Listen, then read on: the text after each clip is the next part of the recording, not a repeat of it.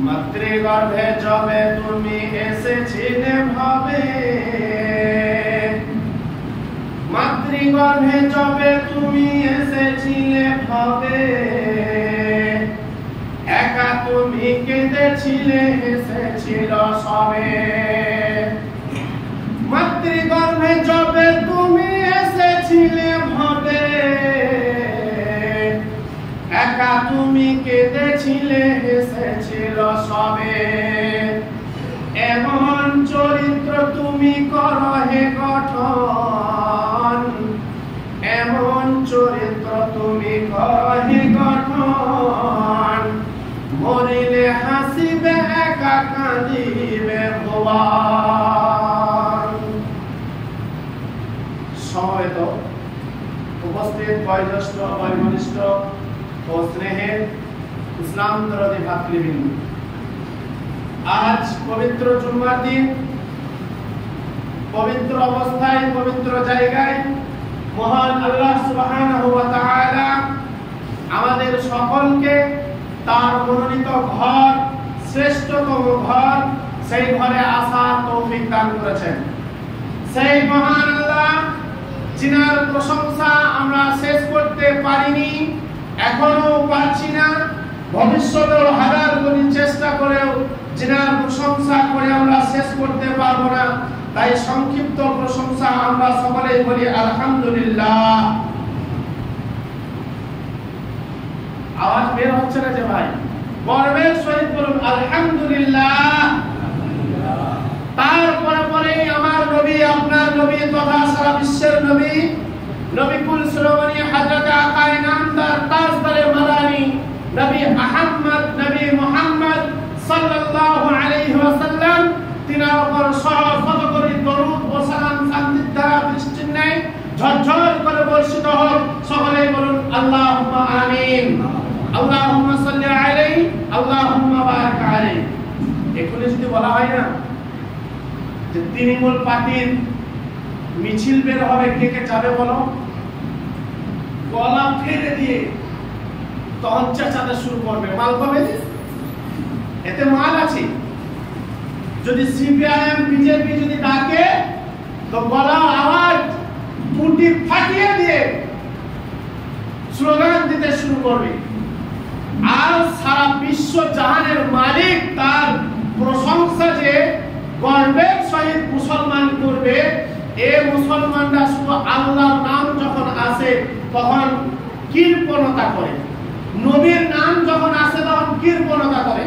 বড় দুর্ভাগ্যজনক, দুর্ভাগ্যের বিষয়।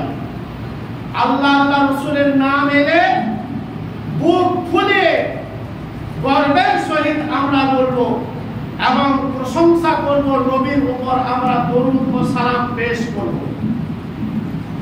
চলুন সম্মানীয় সুধীবৃন্দু, আজকে যে বিষয়ের উপরে আমি আলোচনা করতে চলেছি সেই বিষয়টা হলো ইসলামে নারীদের মর্যাদা। বড় বড় বেঈমান লেখক কিছু কিছু আছে, তারা লিখেছে যে ইসলাম নারীদেরকে মর্যাদা দেয়নি। তবে ইসলামের মতো মর্যাদা কোন ধর্ম নারীদেরকে দিতে পারেনি। তো এই সমাজের ভিতরে মানুষরূপী কিছু জানোয়ার আছে যারা মহিলাদেরকে দয়ার দৃষ্টিতে দেখে। দেখবেন হসপিটাল বা নার্সিং হোমে যাবেন তো বড় পোস্টারে লেখা আছে কি, ভ্রূণ নির্ধারণ করা আইনত দণ্ডনীয় অপরাধ। এটা যখন আমার চোখে পড়লো, আমার স্মরণে তখন এলো নবী মুহাম্মদ সাল্লাল্লাহু আলাইহি ওয়াসাল্লামের আগেকার লোকের জাহিলিয়াতের জীবনের কথা। জাহিলিয়াতের জীবনে নবী মুহাম্মদ আসার পূর্বে মহিলাদেরকে খাটো নজরে দেখা হতো। এমনকি জীবন্ত যদি কারোর বাড়িতে কন্যা সন্তান জন্মগ্রহণ করেছে তো পুঁতে ফেলা হয়েছে। এটা জাহিলিয়াতের যুগের প্রথা ছিল।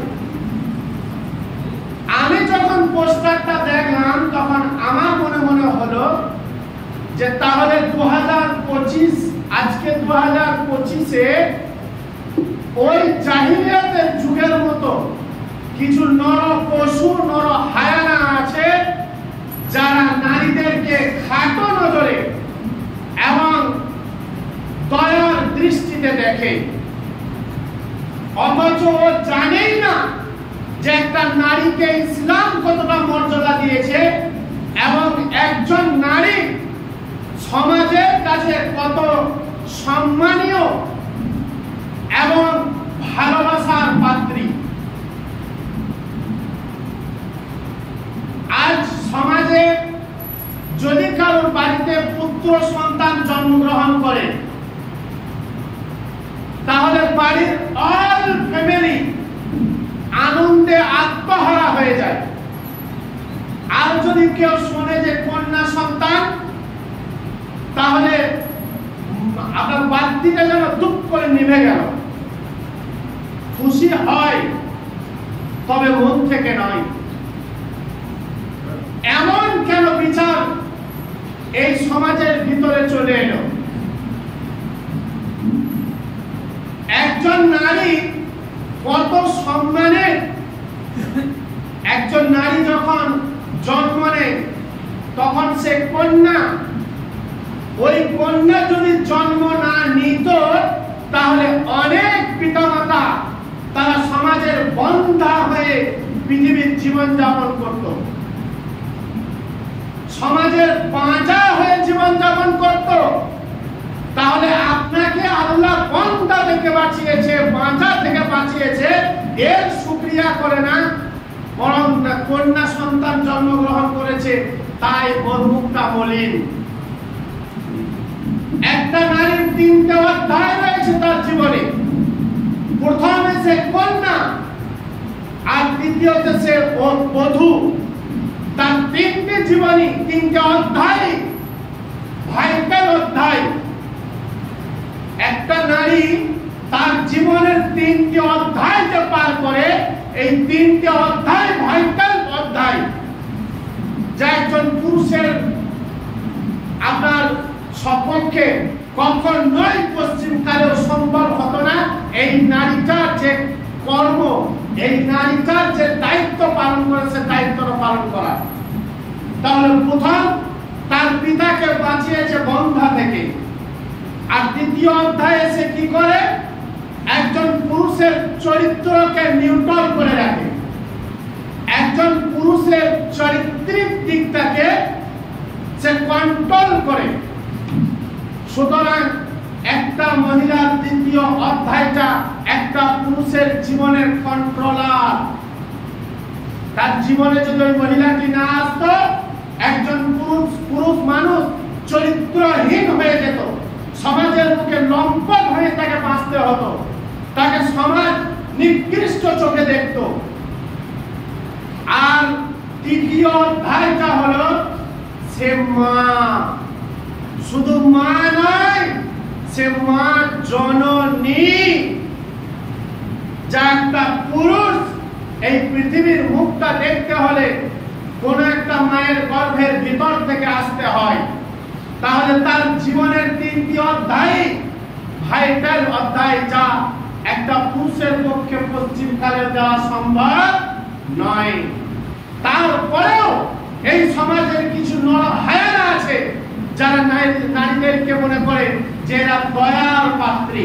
জি না, জাহিলিয়াতের যুগে বিশ্বনবী মুহাম্মদ সাল্লাল্লাহু আলাইহি ওয়াসাল্লাম আসার পূর্বে যখন কোন বাড়িতে কন্যা সন্তান জন্মগ্রহণ করত, তো তার বাপ লুকিয়ে বেড়াতো, সমাজের কাছে মুখ দেখাতো না, যে আমাকে বলবে তুই কন্যার বাপ হয়েছিস।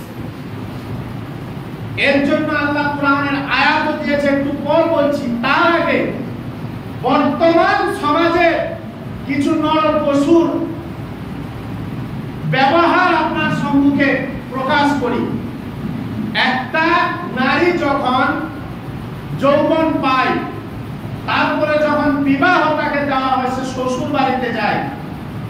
শ্বশুর বাড়িতে গিয়ে যদি সে দুটো তিনটে কন্যা সন্তান জন্ম দিয়ে দেয়, তাহলে তার জীবনে নেমে আসে কাল বৈশাখীর ঝড়, তার জীবনে নেমে আসে দুঃখ দুর্দশা।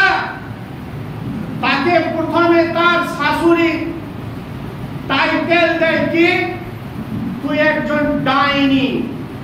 তার স্বামী বলে তুই একজন কুলক্ষণী মেয়ে। তার শ্বশুর বেটা ছেলে, শ্বশুর হওয়ার কারণে কিছু না বলতে পেরে বলে, সারা দুনিয়ার বেটি ছেলেগুলো কি আল্লাহ তোরই পেতে দিয়েছে? এই শুরু হয়ে গেল তার উপরে অমানবিক অত্যাচার, টর্চার, জুলুম। আজও পর্যন্ত সমাজের বহু পিতা রয়েছে যারা নিজ কন্যার জন্য শ্বশুর বাড়িতে তার এত জ্বালা যন্ত্রণা, তারপরেও সে শ্বশুর বাড়িতেই রয়ে গিয়েছে, কারণ পিতার অবস্থা তেমন ভালো নয় তাই। আর সেই শ্বশুর বাড়িতে যারা সেই মহিলাটির উপরে অন্যায় অত্যাচার শুরু করে, তারা অন্য জগতের মানুষ নয়, তারা আমার আপনার মতনই জগতের মানুষ। তারা হলাম আমি আপনি, যারা একটা মহিলার উপরে অন্যায় অবিচার অত্যাচার চালিয়ে যায়। একটা মহিলার পেটে কন্যা সন্তান জন্ম দেওয়ার কারণে সেই মহিলাটা যদি দোষী হয়, তাহলে একটা পুরুষ দোষী নয় কেন? দৈহিক সম্পর্কের কারণে একজন তো আনন্দ উপভোগ করে না, উভয় পক্ষ আনন্দ উপভোগ করে। আপনি একজন কৃষক, আপনি একজন চাষি, আপনি যদি ভালো করে চাষ না করতে পারেন, তাহলে আপনি ফসল ভালো পাবেন না। তাহলে আপনি চাষ করতে পারেন না, দোষ তো আপনার হওয়া উচিত, মাঠের কেন দোষ হবে? এরপরেও মুখ বুঝে সমাজের বহু নারী মুখ বন্ধ করে অন্যায় অবিচার সহ্য করে যাচ্ছে। বিজ্ঞান বলছে, কোরআন একটু পর বলছি, বিজ্ঞান বলছে যে একটা নারী আর একটা পুরুষ দৈহিক সম্পর্কের কারণে যার বীর্যের গতি বেশি হয়, সেই সন্তান যে জন্মগ্রহণ করে সেটা কন্যা সন্তান পুত্র সন্তান এটা নয়। যদি বীর্যের স্পিড বেশি হয়, তাহলে তার মতো দেখতে হবে, সন্তানটা তার মতো বুদ্ধি হবে। এটা বিজ্ঞান বলছে। আর কোরআন কি বলছে? বিসমিল্লাহির রহমানির রহিম, ইয়াহবু লিমান ইয়াশাউ ইনাসান ওয়া ইয়াহবু লিমান ইয়াশাউ যুকুর। আল্লাহ রাব্বুল আলামিন বলেন, ও সারা পৃথিবীর মানুষ, তোমরা কান খুলে শোনো। আমি আল্লাহ এই পৃথিবীটাকে তৈরি করেছে, আমি আল্লাহ আসমান বানিয়েছে, আমি আল্লাহ জমিনকে সৃষ্টি করেছে। এক কথায় সারা দুই জাহানে যা কিছুই রয়েছে রে, সব কিছুকে আমি আল্লাহ আমি সৃষ্টি করেছে। আও ইযাবিজুহুম যুকরানাহু আও ইযাবিজুহুম যুকরানাহু ওয়া ইনাসা। মহান আল্লাহ রাব্বুল আলামিন বলেন, ও সারা পৃথিবীর মানুষ তোমরা শোনো, আমি আল্লাহ রাব্বুল আলামিন ওয়া মা কানা লিবাশারিন আন ইউকাল্লিমাহু আল্লাহু ইল্লা ওয়াহয়ান আও মিন ওয়ারা'i হিজাবিন। আমার আল্লাহ রাব্বুল আলামিন বলেন, একটা মহিলার পেটে কন্যা সন্তান হবে নাকি পুত্র সন্তান হবে, আমি আল্লাহ তা আগে থেকে ঠিক করে রেখে দিয়েছে। অতএব আমি যাকে ইচ্ছা তাকে আমি কন্যা সন্তান দান করি, যাকে ইচ্ছা আমি তাকে পুত্র সন্তান দিই। যাকে ইচ্ছা আমি বন্ধা করে রাখি, যাকে ইচ্ছা আমি উভয় সন্তান দান করি, পুত্র সন্তান কন্যা সন্তান উভয় সন্তান দান করে থাকে। আর যাকে ইচ্ছা আমি সমাজের বাঁচা করে বাঁচিয়ে রাখে। ওমা কানা লিবাশারিন আন ইউকাল্লিমাহুল্লাহু ইল্লা আও ইউযাওবিজুহুম যুকরানান ওয়া ইনাসা ওয়া ইয়াজআলু মান ইয়াশাউ আকিমা ইন্নাহু আলিমুন কাদির। ও সারা পৃথিবীর মানুষরে, আমি আল্লাহ পৃথিবীতে সৃষ্টি করেছি এবং একজন মহিলার পেটে কন্যা সন্তান রেখেছি, পুত্র সন্তান রেখেছে, আবার কাউকে বন্ধা করে বাঁচিয়ে রেখেছে। অতএব যদি কাউকে দোষী করতে চাও তাহলে আমি আল্লাহ, আমাকে দোষী করো, ওই মহিলাটিকে নয়। ওই মহিলাটা কোনো দোষের দোষী নয়। সমাজে একটা মহিলাকে এমন ভাবে অমানবিক অন্যায় অবিচার অত্যাচার চালানো হয়, অথচ আল্লাহ রাব্বুল আলামিন বলেন আও ইযাওবিজুহুম যুকরানা ওয়া ইনাসা ওয়া ইয়াজআলু মান ইয়াশাউ আকিমা ইন্নাহু আলিমুন কাদির। আমি আল্লাহ, আমি সর্বশক্তিমান। আমি আল্লাহ মানুষকে পুত্র সন্তান কন্যা সন্তান উভয় সন্তান দান করি। আমি আল্লাহ, আমার হাতে এটা রয়েছে। অতএব কোন মহিলাকে এর জন্য দোষী সাব্যস্ত করো না। অথচ দেখুন, তার পুত্রের ব্যাপারে তার বিচারটা বরাবর থাকে। পুত্রকে এর জন্য কোনো দোষী করা হয় না, শুধু ওই মহিলাটিকেই দোষী করা হয়। এটা জাহিলিয়াতের যুগের প্রথা ছিল যে একটা কন্যা সন্তানকে জাহিলিয়াতের যুগে মহিলা সন্তানদেরকে কি করা হতো, জীবন্ত মাটিতে পুঁতে দেওয়া হতো এবং মহিলাদেরকে অন্যায় অবিচার অত্যাচার চালানো হতো। এই অন্যায় অবিচার অত্যাচার মহানবী মুহাম্মদুর রাসূলুল্লাহ সাল্লাল্লাহু আলাইহি ওয়াসাল্লাম আসার পর থেকে এই জাহিলিয়াতের যুগ শেষ হয়ে গেছে। অতএব আমার আল্লাহ বলেন, পৃথিবীবাসীরে, আমি আল্লাহ তোমাদের জন্য বিশ্বনবী মুহাম্মদকে পাঠিয়েছে। আর মুহাম্মদ যাওয়ার পর থেকে জাহিলিয়াতের চ্যাপ্টার বন্ধ হয়ে গেছে, জাহিলিয়াতের ইতিহাস বন্ধ হয়ে গেছে। অতএব তোমরা খবরদার জাহিলিয়াতের যুগের মানুষের মতো করে, মানুষের উপরে নরপশুর মতো করে আচরণ করিও না, এমন ব্যবহার তোমরা করিও না যাতে করে জাহিলিয়াতের যুগ আজকের যুগে প্রমাণ হয়ে যায়। জাহিলিয়াতের যুগে কি ছিল জানেন? জাহিলিয়াতের যুগে একটা ঘটনা বলি, তাহলে বুঝতে পারবেন যে মহিলাদেরকে কি নজরে দেখা হয়। বন্ধুরে আমার, আল্লাহর নবী বিশ্ব নবী জনাবে মুহাম্মদুর রাসূলুল্লাহ সাল্লাল্লাহু আলাইহি ওয়াসাল্লাম বসে আছেন। একজন সাহাবী এসে বলছেন, ইয়া রাসূলুল্লাহ, ইয়া হাবিবাল্লাহ, ও আল্লাহর নবী, আমি আপনার কাছে এসেছি, অতএব আজকে আপনি আমাকে ইসলামের মন্ত্র কলমা পড়িয়ে মুসলমান করে নিন। আল্লাহর নবী ইসলামের মন্ত্র কালেমায়ে শাহাদাত, আশহাদু আল্লা ইলাহা ইল্লাল্লাহু ওয়া আশহাদু আন্না মুহাম্মাদান আবদুহু ওয়া রাসূলুহু পড়িয়ে দিলেন। লোকটি কিছুক্ষণ আগে বেঈমান ছিল, এখন লোকটি মুসলমান হয়ে গেছে। এখন লোকটা মুসলিম হয়েছে, ঈমান নিয়ে এসেছে। লোকটা ঈমান আনার পর টুকরে টুকরে কাঁদতে শুরু করে দিল। আল্লাহর নবী বলছেন, সাহাবী আমার, তুমি কাঁদো কেন? যে লোকটি এসেছিল, লোকটির নাম হলো তাহিয়াতুল কলবি। আল্লাহর নবীর কাছে তাহিয়াতুল কলবি কলমা পড়ে মুসলমান হয়ে গেছে।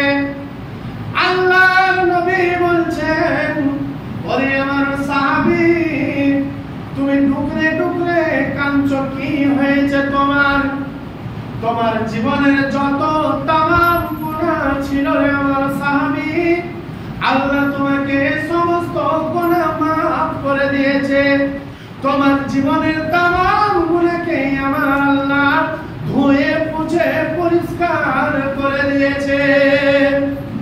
সাহাবীরা বলছেন, ইয়া রাসূলুল্লাহ, ইয়া হাবিবাল্লাহ, ওগো আল্লাহর নবী, আপনি বলেছেন আমার জীবনের সমস্ত গুনাহ আল্লাহ মাফ করে দিয়েছে। আপনি বলেছেন, আমি বিশ্বাস করে নিয়েছি। কিন্তু নবী গো আমার জীবনে এমন কিছু ঘটে গেছে যে জীবনের ঘটনাটা আমি বারবার আমাকে আঘাত দেয়, আমি ভুলতে পারি না। নবীজি বলছেন, সাহাবী রে, কি হয়েছিল তোমার জীবনে একটু কি শোনাবে?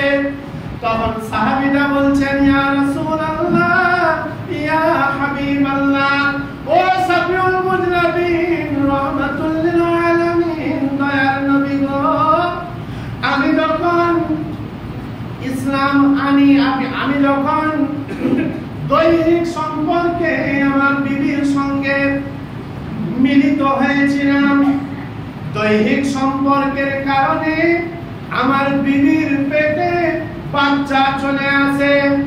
ইতিহাসে আমার বাইরে যাওয়ার প্রয়োজন হলো। আমি আমার বিবিকে বলে গেলাম, বিবি রে, যদি তোমার পেটে কন্যা সন্তান জন্ম নেয় তাহলে তুমি তাকে জীবন্ত মাটিতে পুঁতে ফেলো। আমি যখন কর্মক্ষেত্রে বাইরে চলে গেলাম গো নবী, কর্মক্ষেত্রে যাওয়ার কারণে বহুদিন হয়ে গেল আমার সেখানে থাকার। আমি কারোর মাধ্যমে খবর পেলাম আমার বিবির পেটে জন্ম নিয়েছিল কোন একটা কন্যা সন্তান। সেই সন্তানটাকে মাটিতে পুঁতে মেরে দেওয়া হয়েছে। নবীজি আমার যখন আমি বাড়িতে ফিরে চলে এলাম, কিছুদিন যাওয়ার পর আমি দেখি আমার উঠানে, আমার আঙিনায় একটা ফুটফুটে কন্যা সন্তান খেলে বেড়াচ্ছে। দেখছি একবার ওদিকে যাই, একবার এদিকে যাই, আর ওই কন্যা সন্তানটাকে নিয়ে আমি ভাবছি যে ছেলেটা কে। ইতি অবসরে আমার বিবি আমার কাছে চলে এলো, এসে বলছে, স্বামী গো, দেখেন না, দেখতে আপনার মতো, নাকটা আপনার মতো, মুখটা আপনার মতো, গঠনটা আপনার মতো। এইভাবে করে যখন আমাকে বলে, গো নবী, আমি জিজ্ঞাসা করলাম এই সন্তানটি কার? তো আমার বিবি বলছে, মা স্বামী গো, এই সন্তানটি হলো আমার সন্তান, আপনার সন্তান, আমার কন্যা, আপনার কন্যা। যখন এই কথা বলে তখন ওই কন্যা সন্তানটা আব্বা বলে আমাকে জড়িয়ে ধরে। নবীজি আমার যখন এই আব্বা বলে জড়িয়ে ধরেছে, আমার হৃদয়টা আপনার কিনে বলে গেল। রাত্রিবেলায় যখন শুয়েছিল নবী, তখনই মায়ের গলাটাকে জড়িয়ে ধরে, আবার তখনই আমার গলাটাকে আব্বা বলে জড়িয়ে ধরে। এই যখন বারবার করে গো নবী, আমি ভুলে গেলাম যে আমার সমাজে মুখ দেখানো দায় হয়ে যাবে। এবার আমার কন্যা সন্তানের উপরে আমার মায়ের মমতা জেগে উঠল। ইতি অবসরে আমার নিকৃষ্ট মানসিকতা বলে উঠল, দাহিয়াতুল কলবি, তুই যে কন্যা সন্তানটাকে এত ভালোবাসছিস, তোর বন্ধুরা তোকে লজ্জা দেবে, সমাজে তুই বের হতে পারবি না, সমাজে তোকে পাড়া প্রতিবেশী বলবে যে তুই একটা কন্যার বাপ হয়েছিস। অথচ দাহিয়াতুল কলবি রে, তোর এখন সুযোগ রয়েছে কন্যা সন্তানটির ব্যবস্থা করে নেওয়ার। এই যখন আমার মানসিকতা বললো, তখন আমি তার মাকে বললাম, সুন্দর করে সাজিয়ে দাও আমাদের কন্যাকে, আমি ওকে বেড়াতে নিয়ে যাব। বেড়াতে নিয়ে যাওয়ার নাম করে সুন্দর করে সাজিয়ে দিয়েছে। নবীজি আমার ওই কন্যা সন্তান যখন রাস্তায় হাঁটে তখনই সামনের দিকে এগিয়ে যায়, তখনই পিছন দিকে চলে আসে। নবী গো আমার মরুভূমির প্রান্ত অদূরে যেখান থেকে কাউকে দেখা যায় না, যখন গুটি গুটি পায়ে আমার কন্যা সন্তান হেঁটে চলেছে ছোট গাভীর বাচ্চার মতো করে, তখনই সামনের দিকে দৌড়ে আগিয়ে চলে যায়। আবার দৌড়ে দৌড়ে এসে আমার আঙুলটাকে জড়িয়ে ধরে, আব্বা আব্বা বলে বারবার আমার কাছে চলে আসে। নবী গো আমার কিছু দূর যখন চলে গেলাম, অদূরে যখন গেলাম, বহু দূর থেকে কাউকে দেখা যায় না, মরুভূমির প্রান্ত। সেখানে যখন আমি আমার আপনার কিনা অস্ত্রটা বের করলাম, চাদরের ভিতর থেকে অস্ত্রটাকে বের করছি, তখন আমার কন্যা সন্তান আমাকে বলছে, আব্বা কি করবে তুমি অস্ত্রটা নিয়ে? তখনও পর্যন্ত জানে না যে আমি এই অস্ত্র দিয়ে কি করব। বন্ধুরে আমার, আল্লাহর নবীকে তাহিয়াতুল কলবি বলেন, নবীজি গো যখন আমি মাটিটাকে খনন করতে শুরু করলাম, যখন মাটি খনন করি, আমার কন্যা সন্তান ছুটে ছুটে চলে যায় খেলা করতে, আবার আমার কাছে চলে আসে। এসে যখন দেখে দাড়িতে আমার বালিগুলি লেগে আছে, তখন বালিগুলি দাড়ি থেকে ঝাড়া দেয়, ঝরঝর ঝরঝর করে নিচে পড়ে যায়। আমার কন্যা সন্তান আমাকে বলছে, আব্বু কি করবেন, এত কষ্ট করে বালি খনন করছেন?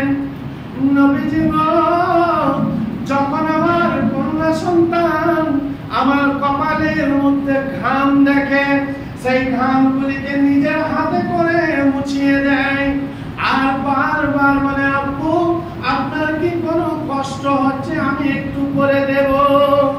বাচ্চা ছেলেরা বলে না, দেখবেন আমাদেরও তো হয়, আমরা যখন মাঠে চাষ করতে যাই, তখন আমাদের ছোট ছোট ছেলেগুলো দেখবেন খাবার নিয়ে যায় মাঠে, আর তারা খেলে বেড়ায়। তো ওই রকম সাহাবীটাকে বারবার ছুটে ছুটে আসছে আর বলছে, আব্বু এত কষ্ট করছেন, কি করবেন আপনি? ছেলেটা জানে না যে কি করবে।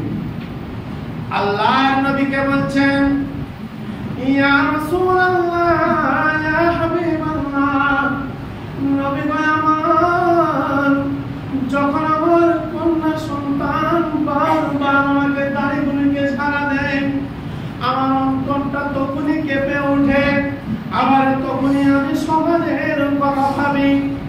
নবী গো আমার যখন সুন্দর করে গর্তটা খনন হয়ে গেল, যখন উপর থেকে আমার কন্যা সন্তান দেখতে গেছে গো নবী, আমি উপর থেকে ধাক্কা দিয়ে ওই গর্তে আমার কন্যা সন্তানকে ফেলে দিয়েছি।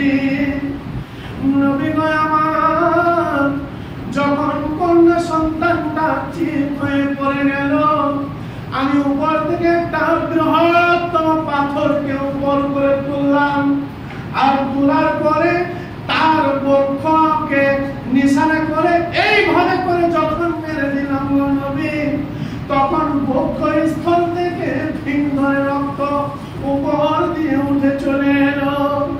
নবী গো আমার কন্যা সন্তান আমাকে বলছে, আব্বু আমাকে দুনিয়াতে বাঁচতে দিবে না, কি এমন অপরাধ করেছিলাম গো আব্বু, আমাকে কেন দুনিয়ায় তুমি বাঁচতে দিবে না? আমি আব্বু বলে আপনাকে ডেকেছি, এটাই কি আমার অপরাধ? আব্বু আব্বু আব্বু আব্বু করে আজও পর্যন্ত আমার কানে ওই কথাটা ভেসে আসে। আল্লাহর নবী টুকরে টুকরে কাঁদলেন, আর দাড়ি মোবারক গুলি ভিজে গেল। নবীজি বলেন, মানুষ পারে এমন কাজ করতে, মানুষ হতে পারে এত নিকৃষ্ট? সাহাবীটা বলছেন, ইয়া রাসূলুল্লাহ, ওই দিনের কথা আজও পর্যন্ত আমি ভুলতে পারি না। আমার কন্যা সন্তান আমার কলিজার টুকরা ছিল, যে আমি এই সমাজের কিছু নরপশুর জন্য আমি জীবন্ত আমার কন্যা সন্তানকে পুঁতে ফেলেছি।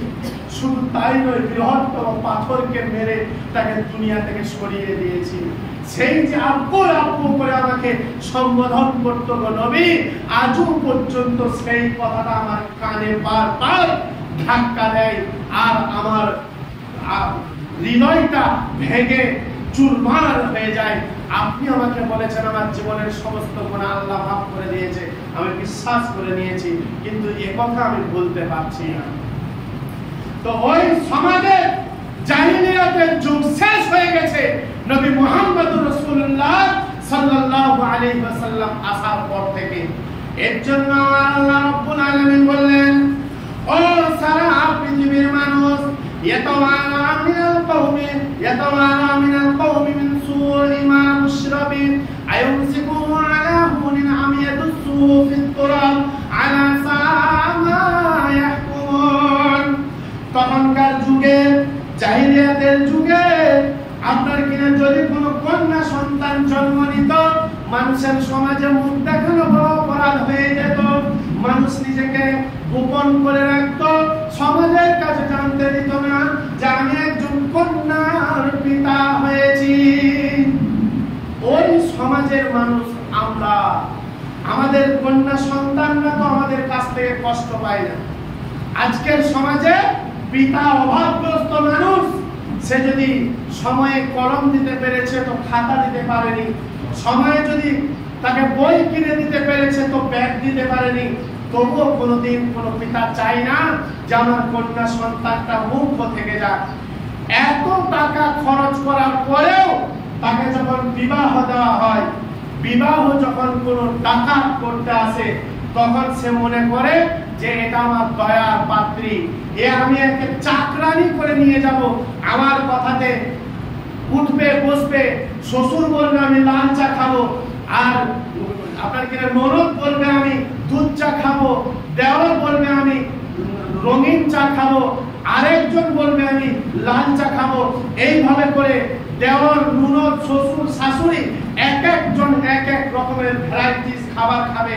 আর সেই অন্যের বাড়ি থেকে যাকে বধূ করে আনা হয়েছে, সেই বধূকে সকাল থেকে নিয়ে সন্ধ্যা পর্যন্ত তাদের পিছনে সেই আপনার কিনা মোষের মতো করে খেটে বেড়াতে হবে। ছোট্ট আর একটা কথা বলে, টাইম তো শেষ হয়ে গেল, ছোট্ট আর একটা কথা বলে শেষ করে দিই। মনে করে নিন এই খিরেই গ্রামে একটা মেয়ের বিয়ে হবে, তো বিয়েটা দেবে কোথায়? মনে করুন আমার গ্রাম ঘুরিসাতে। তো ঘুরিসা থেকে এসেছে একজন মেয়েটাকে দেখতে।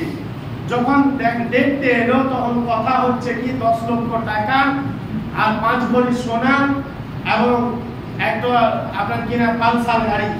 ঠিক আছে, কথা হয়ে গেল। মেয়েকে তো বিয়ে দিতে হবে, মেয়ে জন্ম দেওয়া মানেই সমাজের কাছে অপরাধ, এর চাইতে বড় অপরাধ সমাজের কাছে কিছু নেই। মেয়ের পার যখন হয়েছে তখন মাথা নত করে মেনে নিতে হবে। এবার যখন ঘুরিসা থেকে কথাবার্তা এই হয়ে গেল, বিয়েও করতে এলো, এবার বিয়েটা দেবে, তখন খিরেই গ্রামের যে কোনো একটা সমাজের আপনার নিম্ন স্থানের একজন পরিবারের মানুষ, সে বেচারি দিন শ্রমিক মানুষ, মেয়ের কন্যার সুখের জন্য যা বলবে তাই শুনবে। তাই দেখলো যে এত টাকা আর এত গহনার ব্যাপার, তাই এরা প্রস্তুতি শুরু করলো কি, বন্ধুরে আমার, বাপ হচ্ছে বুড়া মানুষ, চিন্তায় পড়ে গেল। বাড়ির বড় ছেলে হলো হাবিব। হাবিব আব্বার চিন্তা দেখে আব্বাকে পরামর্শ দিয়েছে, আব্বু আপনি চিন্তা করবেন না, খিরায় আর ছাতার বাঁধির মধ্যখানে যে আমাদের 1 বিঘা জমিটা রাস্তার ধারে আছে, ওই হাসরা যাওয়ার পথে রাস্তার ধারে মেইন রোডের ধারে যে জমিটা আছে, ওই জমিটাকে বিক্রি করে দেব, বোনকে তো বিয়ে দিতে হবে। বন্ধুরে আমার, কথার কথা মনে করুন, জমিটার দাম 4 লক্ষ টাকা। জমিটা যে নেবে সে এখন আপনার কিনা সুযোগ বুঝে দাম বলছে 2 লক্ষ, হিজ্জা হুজ্জি করে আপনার 2.5 লক্ষ টাকায় ফাইনাল। 4 লক্ষ টাকার জমি 2.5 লক্ষ টাকায় বিক্রি হয়ে গেল। যখন বিক্রি হয়ে গেল, মেয়েটার বিবাহ দিয়ে দেওয়া হলো। ডাকাতের বাচ্চা ঘুরিসা থেকে এসে মেয়েটাকে বিয়ে করে নিয়ে চলে গেল। এবার হাবিব মনে মনে বলছে বাড়িতে এবার আপনার কি নাম শোচনীয় অবস্থা, ঋণ টানা হয়ে গেছে প্রায় 2 লক্ষ টাকার মতো ঋণ। ওই ঋণটাকে পরিশোধ করব কি করে? তাই জীবনে কোনোদিন আপনার কি না কোনো কর্মে যায়নি, কোনোদিন রাজমিস্ত্রি লেবার খাটেনি, কোনোদিন মাঠেও কাজ করেনি। বেচারে উচ্চ মাধ্যমিক পর্যন্ত পড়াশোনা করেছে, এখনো তার পড়াশোনা রানিং রয়েছে। ওই হাবিব পয়সার জ্বালার কারণে, পয়সার তাড়নার কারণে আপনার কিনা চেন্নাই ছুটলো। চেন্নাই গিয়ে আপনার রাজমিস্ত্রি লেবার খাটতে শুরু করে দিল। লেবার খাটা শুরু হয়ে যায়। এবার সন্ধ্যার দিকে যখন কাজকর্ম ছেড়ে যায়, মাকে ফোন করে বলে, মা কেমন আছো, আব্বা কেমন আছে? তো বলে, মা তোর আব্বার শরীরটা একটু খারাপ, আমি একটু ভালো আছি। মা তুমি খলিল চাচাকে বলে দিও, জাফর চাচাকে বলে দিও, এ মাসে তোমাকে আমি 10,000 টাকা পাঠাচ্ছি, ওদেরকে তুমি আপনার কিনা 7,000 টাকা দিও, আর 3,000 টাকা সংসারের জন্য খরচ করিও। সংসারটা এবার 3,000 টাকায় চলে, এদিকে ঋণটাও শোধ হয়। মা তুমি খলিল চাচাকে বলিও, জাফর চাচাকে বলিও, তোমাদের ঋণটা আমি আস্তে আস্তে পরিশোধ করে দেব, একটু তোমরা সময় দাও। এইভাবে করে যখন মায়ের সাথে কথোপকথন হয়, এটি অঞ্চলে ঘুরিসা থেকে হাবিবা এসব কথা কিছুই জানে না। যখন খিরাই গ্রামে এসেছে হাবিবা, হাবিবা আসার পরে দেখলো আব্বার ঘরটা যেন গরিবানা গরিবানা হাল। যেদিন এসেছে মনে হচ্ছে যেন কাঙাল হয়ে গেছে, সবাই মুচকি হাসছে। আব্বার লুঙ্গিটা দেখছে ফাটা, তো আব্বাকে বলছে, আব্বা তোমার লুঙ্গিটা যে ফেটে গেছে গো। তখন আব্বা একটা অভিনয়ের মুচকি হাসি দিয়ে বলছে, মা লুঙ্গিটা ফেটে যায়নি, লুঙ্গিটা ওই গুঁজে লেগে ছিঁড়ে গেছে। বন্ধুরে আমার, হাবিবা বুঝে নিল ডাকাতের বাচ্চা আমার ঘরকে লুটপাট করে চলে গেছে। আব্বা অভিনয়ের হাসি দিয়ে বলছে, মা রে এই লুঙ্গিটা আপনার কিনা বয়ে যায়নি, এই লুঙ্গিটা সামান্য সেদিন গুঁজে লেগে ছিঁড়ে গেছে। তখন হাবিবা আপনার বুঝে নিল যে আব্বা এটা অভিনয়ের হাসি দিল আমাকে আপনার কিনা সুখী করার জন্য, আমাকে বুঝতে না দেওয়ার জন্য।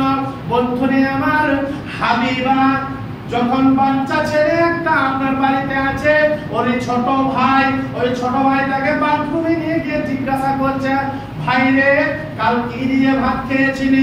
বলে, ডাল আর আলু সানা। পরশু কি দিয়ে ভাত খেয়েছিলি? শুধু শাক রান্না। তার আগের দিন কি দিয়ে খেয়েছিলি? পুকুরে। তার আগের দিন লালতে শাক হয়েছিল। হাবিবা বলছে, ভাই রে আব্বা কি বাড়িতে গোশ কিনে না? তখন ওই ছোট্ট ছেলেটা বলছে, পুকুরে সেই তোমার বিয়েতে গোশ খেয়েছি, আব্বা বাড়িতে আর গোশ কিনে না। হাবিবা শিক্ষা নামে বুঝে নিল আমার জন্য আমার বাপ কাঙাল হয়ে গেছে, ডাকাতের বাচ্চা আমার বাপকে চুরি করে নিয়ে চলে গেছে। এবার যখন হাবিবা বুঝে নিয়েছে, তখন রাত্রিবেলাতে বাড়িতে গিয়ে আজ বচিটা বের করে নিয়ে দাঁড়িয়ে আছে। আর সেই ডাকাতের বাচ্চা ফিস্টি ছেড়ে বাড়ি ঢুকছে। ফিস্টি করতে গেছিল, রাত 12টায় বাড়ি ঢুকছে। বলছে, কি ব্যাপার? বলছে, তোমাকে জবাই করব। আমার বাপ 10 লক্ষ টাকা দিয়েছে, 5 ভরি সোনা আর একটা পালসার গাড়ি, কি করেছো হিসাব দাও। হিসাব যদি না দিতে পারো, আগামী কাল সকালবেলায় মহিলা সমিতিতে গিয়ে কেস করব তোমার নামে। হিসাব বুঝাও। রাত্রিবেলায় হাবিব এবার রাত হয়ে গেছে, এমনি ঘুমিয়ে পড়েছে, ঘুম আর আসে না। বিবির গায়ে হাত বুলাবে কি, বারবার শুধু সিয়ানের দরজা টানছে আর লাগাচ্ছে। সিয়ানের যে জেলখানার দরজাটা ঠেলছে আর লাগাচ্ছে। এসে গেলাম, আব্বা ভোরবেলায় উঠে বলছে, হাবিব রে ঘুমাবি, এখনো দরজা দোকানটা খোল, এখনো ঘুমাচ্ছিস? তখন দরজাটা খুলে বলছে, শুয়োরের বাচ্চা তোর বুকে লাফ মেরে দিল। আমার শ্বশুর 10 লক্ষ টাকা দিয়েছে, একটা গাড়ি দিয়েছে, 5 ভরি সোনা, কি করেছিস তুই হিসাব দে। এতদিন এই কথাটা শুনিনি, এখন শুনতে হলো কেন? ওই যে দয়ার পাত্রী করে নিয়ে এসেছে পরের মেয়েকে, অবশেষে পরিশেষে এই বার্তাটাই আপনাদেরকে দিতে চাইছি, এই যে আমাদের সমাজে যে নিকৃষ্ট মানসিকতা আমাদের মধ্যে রয়েছে কন্যাদের জন্য, মহিলাদের জন্য, এটা আমাদেরকে দূরীভূত করতে হবে এবং আমাদের সমাজে আমাদের কন্যা এবং নারীদেরকে মর্যাদা দিতে হবে। আল্লাহ আমাদের জানার শোনার থেকে বেশি বেশি আমল করার তৌফিক দান করুন।